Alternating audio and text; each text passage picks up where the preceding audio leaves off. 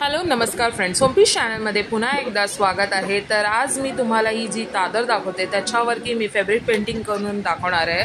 तर सर्वात आधी मी हिला धुवून आणि इस्त्री करून घेतलेली आहे। नंतर मी अशी स्क्वेअर फोल्डिंग करून त्याला प्रॉपर प्रेसिंग केलेली आहे, ताकर पार्टिशन आपोआप व्हावे। तर हे पार्टिशन वगैरे झाल्यानंतर मी बटर पेपर घेतला आहे, त्याच्यावरती माझी डिझाईन करायला मी सुरुवात केली। लोटस डिझाईन काढायला सुरुवात केलेली आहे। सध्या ट्रेंडिंगवरती लोटस आहे, तर मी लोटसची डिझाईन काढायला सुरुवात केलेली आहे।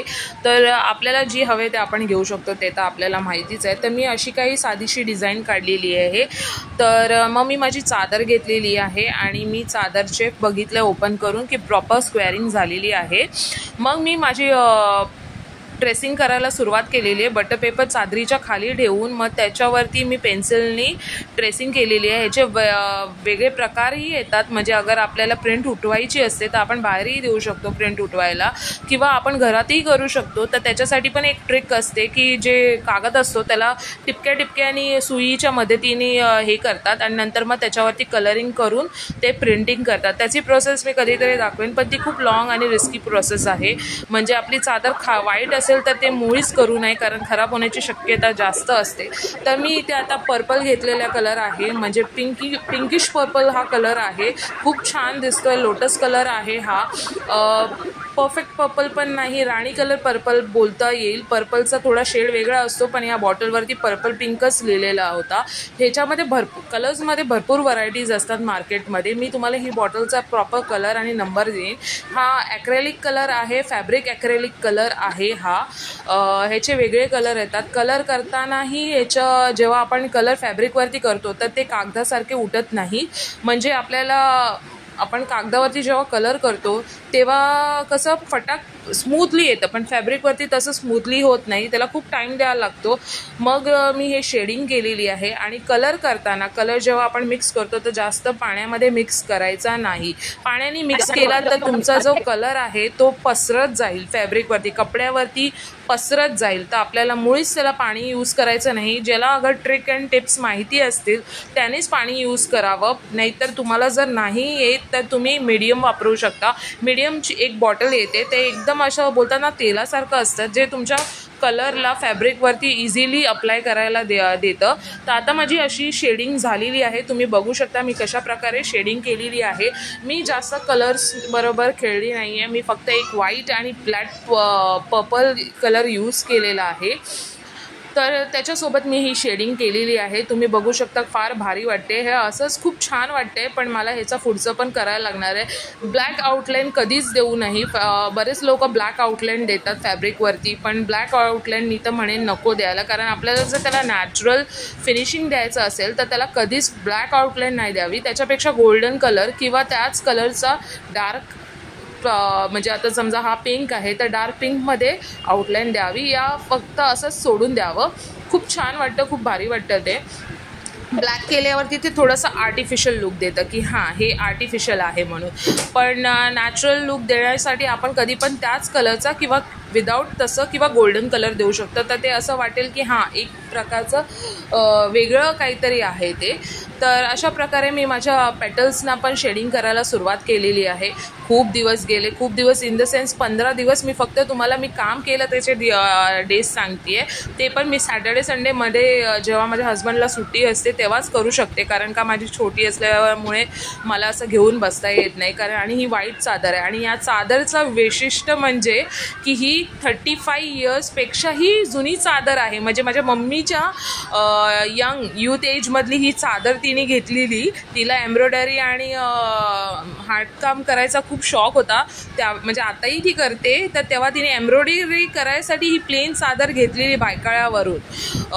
तर तिने काही केली नाही आणि ती राहिली तर तिने मला दिलेली की मी काहीतरी करेन। तर मी पण तशीच ठेवलेली, जवळजवळ माझ्याकडे तिने देऊन 10 वर्ष झाली।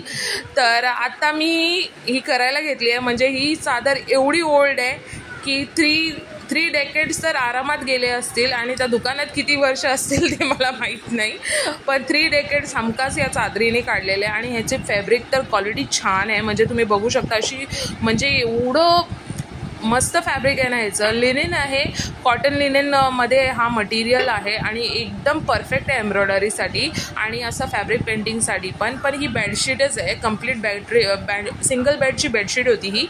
तर मी ह्याला लोटस डिझाईननी कंप्लीट करायचा प्रयत्न केला आणि मी सिम्पल डिझाईन ठेवली आहे. म्हणजे आपण एकदम कधी काय होतं, आपण एवढं हार्ड डिझाईन्स करायला घेतो आणि ते हवे तशा, म्हणजे ह्याला खूप टाईम लागतं, टाईम कन्झ्युमिंग काम आहे आणि ते असं कंप्लीट होत नाही किंवा आपण स्टार्टिंगला जो जोश असतो तो एंडपर्यंत राहतो असं नाही आहे. आणि त्याच्यामध्ये व्हाईट चादर जर असेल ना तर जेवढी तुम्ही सिम्पल डिझाईन ठेवू शकाल ना तेवढंच बरं, कारण का त्याची खराब होण्याची चान्सेस, कलरचे स्प्रेड होण्याचे चान्सेस खूप असतात आणि कलर कधीही फॅब्रिकवरती जसे पेपरवरती उठतात, कॅनव्हसवरती उठतात तसे उठत नाही. आपल्याला खूप काळजी घ्यायला लागते.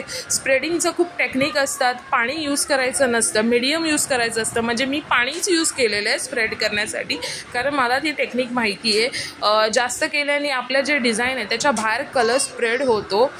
तर अगर तुम्ही नवीन असाल, तुम्हाला ट्राय करायचं असेल तर मी तर म्हणेन की तुम्ही कलर स्प्रेड करण्यासाठी मीडियमचा वापर करा. अगदी लो क्वांटिटी मीडियम लागतं स्प्रेड करायला, म्हणजे एक डॉट भर लागतं या अख्ख्या लोटसला अगर तुम्हाला करायचं असेल तर. हे सगळं झालं. माझे 3D आउटलायनरही झालेलं आहे. 3D आउटलायनरला भरपूर वेळ गेला, कारण का ती फ्लोमध्ये असायला पाहिजे, आतला कलर सुकलेला नसायला पाहिजे आणि त्याला सुकायलाही खूप टाईम लागतं. म्हणजे तुम्ही बघू शकता मी पसरवून ठेवलेले पंख्याखाली सुकण्यासाठी. ते सगळं झाल्यानंतर मी त्याला चांगलं आयनिंग करून घेतलेलं आहे, कारण मला बघायचं होतं की माझा कुठलाच कलर स्प्रेड वेळ होत नाही का. आणि हां, अजून एक मोठी टिप म्हणजे की कलर जर तुम्हाला तसेच्या तसे फॅब्रिकवरती ठेवायचे असतील, म्हणजे काय क्वालिटी बरोबर नसतात, काय अगर क्वालिटी अगर तुम्ही मटेरियल चांगला यूज करता तर त्याला तुम्हाला व्यवस्थित ठेवायचं असेल, कधीही चादर किंवा फॅब्रिक ज्याच्यावरती पण तुम्ही करता आहात ते चांगलं धुवून आयनिंग करून घ्यायचं आहे आणि कॉटनचाच घ्यायचं आहे, लिनेन मटेरियलच घ्यायचं आहे. नायलॉनवरती तुम्ही कराल तर गॅरंटी नसते त्याची. कारण काय होतं, कारण आपण जे कलर दाखवतो आणि ते तसे स्प्रेड होतात की नाही माहीत नाही. होतात, नायलॉनवरती, ऑर्गेन्झावरती करतात, पण त्याचीही वेगळी टिप्स अँड ट्रिक्स असतात. तर हे मी कॉटनचे केलेले आहे, कॉटनच्याबद्दल तुम्हाला सांगितलेलं आहे आणि हे माझा फायनल लुक आहे. तुम्ही बघू शकता माझ्या पलाटी सिस्टमवरती मी घातलेली अंतरणी आहे.